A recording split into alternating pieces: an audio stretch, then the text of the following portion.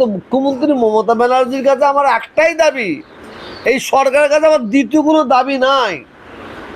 এই সরকারের একটা আমার দাবি, এই সরকারের কিছু এমএলএ এমপি আছে, আমি চ্যালেঞ্জ করে বলছি, আমি দেখিয়ে দেবো, তারা ঠান্ডা মাথায় মুসলমানকে দিয়ে মুসলমানদের মধ্যে লড়াই লাগাচ্ছে। আবার এই সরকারে কিছু আছে হিন্দু মুসলমানদের মধ্যে লড়াই লাগাচ্ছে। আর বিজেপি ও তো সবসময় চাইছে হিন্দু মুসলমানের মধ্যে লড়াই হোক।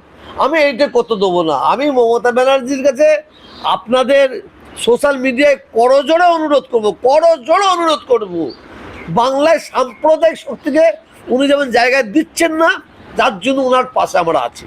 ওনার উন্নয়নের পক্ষে উনি আছেন, যার জন্য ওনার পাশে আছি। সাম্প্রদায়িক শক্তি মানে যারা মনোভাবপূর্ণ ব্যক্তি, যাদের সাম্প্রদায়িক মন মানসিকতা, এই এমএলএ এই এমপি আপনি কোথায় দাঁড় করাবেন না। এবার আমি তো পার্টির কেউ নাই, এটা আমি বলতে পারি, শোনা না শোনাটা ওনার নিজস্ব ব্যাপার। আমি কোনোদিনই চাইবো না যে বাংলায় সাম্প্রদায়িক মনোভাবপূর্ণ ব্যক্তি এমএলএ হোক, এমপি হোক, প্রধান হোক, সভাধিপতি হোক, সভাপতি হোক, আমি কোনোদিন চাইবো না। আমার তো আমার কাছে অনেক খবর আছে, বহুত মুসলিম তারা জান প্রাণ দিয়ে তারা এই দলকে ক্ষমতায় নিয়ে এসেছে। আর কিছু সাম্প্রদায়িকমূলক এমএলএ এমপি তারা বসে ওইগুলোকে সব কাটিং করে বের করে দিয়েছে, কারণ খাবার জন্য। এটা আমার আগে থাকতে বক্তব্য। আমি এইরকম লোক চাইনি। আমি হিন্দু মুসলিম কিছু বুঝি না। যোগ্য হিন্দু তাকে পদ দেওয়া হোক, যোগ্য মুসলমান তাকে পদ দেওয়া হোক। আর 2 নম্বরই কাটমানি খাওয়ার মালগুলোকে ভাগিয়ে দাও। ও মাল চলবে না। কারণ আমরা হিন্দু মুসলমান আমরা মিলেমিশে ছিলাম, আছি, থাকবো। এখানে কেউ টলাতে পারবে না আমাকে, আমার জান চলে যাবে। আমি তো বহু জায়গায় বলি, আজকেও বলছি, যদি কোনো একদল মুসলিম তারা দলবদ্ধভাবে কোনো হিন্দু ভাইদের হিন্দু ধর্মের মন্দিরে আঘাত করার চেষ্টা করে, যে মন্দিরটা ভাঙবো, যদি আমার কানে পড়ে, আমি মালিকের নামে রোজার সময় শপথ করে বলছি, আমি আগে গিয়ে মন্দিরের সামনে দাঁড়িয়ে মন্দিরকে বাঁচাবো, নিজের জীবন দিয়ে দেবো, মন্দিরে আঘাত করতে দেবো না। এটা সেই বাংলা। আর এই বাংলায় এমন হিন্দু আমার বন্ধুরা আছে, যদি দলবদ্ধভাবে গিয়ে মসজিদে আঘাত করতে যায়, সেই মসজিদকে আমার হিন্দু ভাইরা যে নিজের জীবন দিয়ে আটকাবে, এইটা হচ্ছে সেই বাংলা। আর সেই বাংলায় সাম্প্রদায়িক মনোভাবপূর্ণ ব্যক্তি এমএলএ হবে, এমপি হবে, সভাধিপতি হবে, এইটা আমরা মেনে নেবো না। তাহলে তো বিজেপিকে ভোট দেওয়া অনেক ভালো। আমি তো ওই জন্য বলি, এদের মধ্যে কিছু আছে যারা দিনের বেলায় তৃণমূল করে আর রাতে আরএসএস বিজেপি করে। এইটি মমতা ব্যানার্জিকে দেখতে হবে। রাজনীতি করতে যায়, এটা পাগলের মতো কথা না। আমি একটা ছেলে গেলে, রাস্তা যেতে একটা বাচ্চা ছেলে গেলে কোলে করে নিয়ে আদর করব। আমার একটা চিন্তা ভাবনা আলাদা, যে হযরত মুহাম্মদ সাল্লাল্লাহু আলাইহি ওয়াসাল্লাম উনি বাচ্চা ছেলেদের ভালোবাসতো, উনি তাদের মাথায় হাত বুলোতো, আমি তাকে একটু আদর করছি। আর নওশাদ সিদ্দিকী যেতে দেখা যায় একটা ছেলেকে কোলে করলে আদর করছে। উনি তো আদর করছে কেন? উনি তো রাজনীতি করছে। উনি মমতা ব্যানার্জি, এই কি বলে, শুভেন্দু অধিকারী, যারা রাজনীতি করে তারা রাজনীতি ফয়দা নেওয়ার জন্য সব জায়গায় যায়। নওশাদ সিদ্দিকী যত জায়গায় গেছে, মানে প্রার্থী হওয়ার আগে পরে সব রাজনীতি ফয়দা নেওয়ার জন্য গেছে। মমতা ব্যানার্জি যেখানে যাবে রাজনীতি ফয়দার জন্য যাবে, তো শুভেন্দু অধিকারী যেখানে যাবে সে রাজনীতি ফয়দা নেওয়ার জন্য যাবে, এটা আমি মনে করি। তবে ফুরফুরা শরীফ হচ্ছে ভারতের দ্বিতীয় মুসলিম তীর্থভূমি।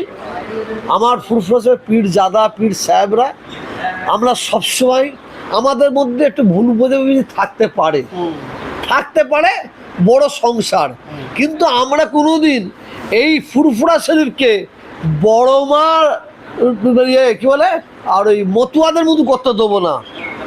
কথা বলেন না?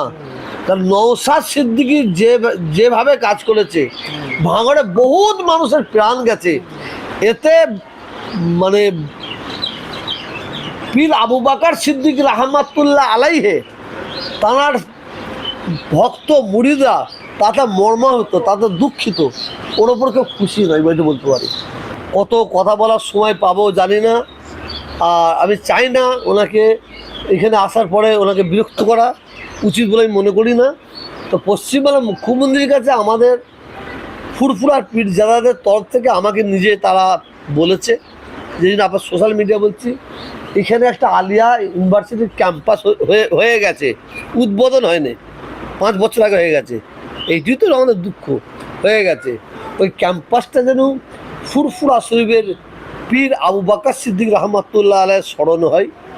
আর 100 বেডের হসপিটাল মুখ্যমন্ত্রী করছেন মানুষের জন্য, ওইটা যেন পীর আবু বকর সিদ্দিক রাহমাতুল্লাহ আলাইহি তাঁর জন্য যেন, তাঁর নামে অনুকরণ করে যেন হয়।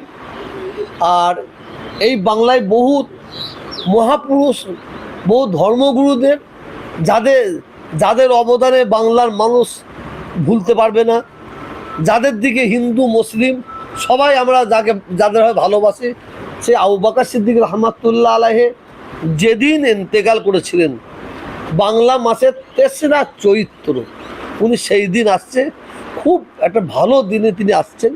আমি আশা করব এবং আমরা সবাই আশা করব উনি ওই দিন এসে ফুরফুরা শরীফে পীর আবু বকর সিদ্দিকের নামে 3রা চৈত্রের ছুটি ঘোষণা করবে, এটা আমরা আশা করছি। সরকারের টাকা খরচা করে জগন্নাথ মন্দির করা যাবে কি না যাবে এটা আমার জানা নেই। সরকারের টাকা খরচা করে ইফতার মজলিস করা যাবে কি না আমার জানা নেই, কথা বুঝতেছেন না? তা আমাদের একটা দাবি আছে যে দীঘায় যে জগন্নাথ মন্দির হচ্ছে, হয়ে যাচ্ছে, জগন্নাথ মন্দির হোক, এটা আমরা মনে প্রাণে চাই। কারণ দীঘায় আমিও গেছি, ওখানে লক্ষ লক্ষ মানুষ যাতায়াত করে, ওখানে মানে তাদের জন্য জগন্নাথ মন্দির হচ্ছে, আমি তাদের খুব খুশি। কিন্তু এটাও মুখ্যমন্ত্রীকে জানতে হবে, ওখানে শুধু হিন্দু ভাইয়েরা যায় না, মুসলমান ভাইয়েরা যায়। তো তাদের জন্য একটা মসজিদ কিভাবে করা যাবে, কোন প্রসেসে করা যাবে, ওয়াকাফ মানে ওয়াকাফ বোর্ডের আন্ডার দিয়ে করা যাবে কি না, এটা ওনাকে চিন্তা ভাবনা করার জন্য বলতে পারি। মানে বাংলায় হিন্দু মুসলমানের তাস খেলবো, তাস খেলে আমরা ভোট নেবো, এটা পারবে না। আমার ক্ষোভটা কোথায়? আমি তো মুখ্যমন্ত্রী মমতা ব্যানার্জির কাছে আমার একটাই দাবি, এই সরকারের কাছে আমার দ্বিতীয় কোনো দাবি নাই। এই সরকারের একটা আমার দাবি, এই সরকারের কিছু এমএলএ এমপি আছে, আমি চ্যালেঞ্জ করে বলছি, আমি দেখিয়ে দেবো, তারা ঠান্ডা মাথায় মুসলমানকে দিয়ে মুসলমানদের মধ্যে লড়াই লাগাচ্ছে। আবার এই সরকারে কিছু আছে হিন্দু মুসলমানদের মধ্যে লড়াই লাগাচ্ছে। আর বিজেপি ও তো সবসময় চাইছে হিন্দু মুসলমানের মধ্যে লড়াই হোক।